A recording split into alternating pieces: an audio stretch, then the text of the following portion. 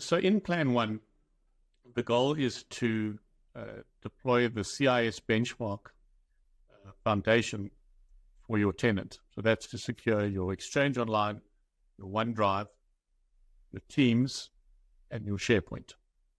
And the reason we choose the CIS benchmark is because they take into account the size of your organization. So not everyone is a bank, not everyone is as a campus university that has a full staff.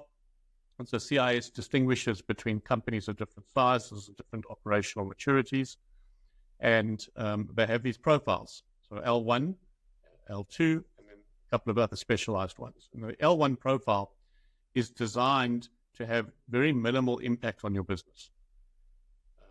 There's several hundred of those for the foundational deployment, and across all our benchmarks, about 2,500 settings that we configure in a tenant.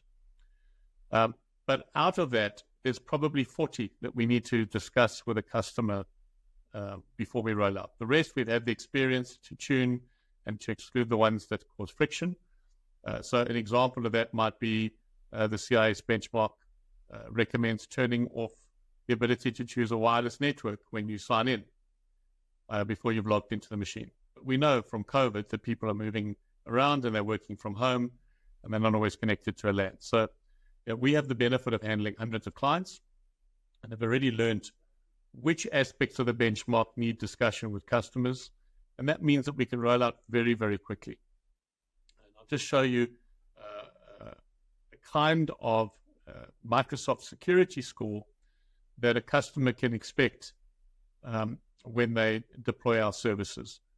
So you can see you don't necessarily, the goal isn't to get to 100. The goal is to be between 70 and 80, depending on which one of the plans you're on, Plan 1, 2, or Plan 3. When you are doing Plan 1, devices are excluded.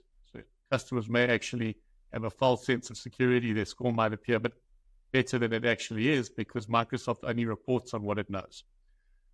So yeah, you're seeing pretty good indicative score of what you'd see in a customer. And you can see that organizations of a similar size would have a score of around 40 to 45.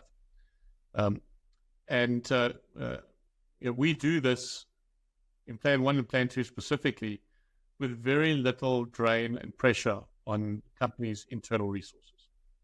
Our team takes care of everything, and other than communicating with end users and doing the project management with us, we do all the heavy lifting. When we get into Plan 3, there is a lot more operational and business impact because we're doing data classification and labels. And then we need to talk to HR, and we need to talk to finance, and we need to talk to your compliance department. So there's more organizational change, and that's why that last phase would require more involvement.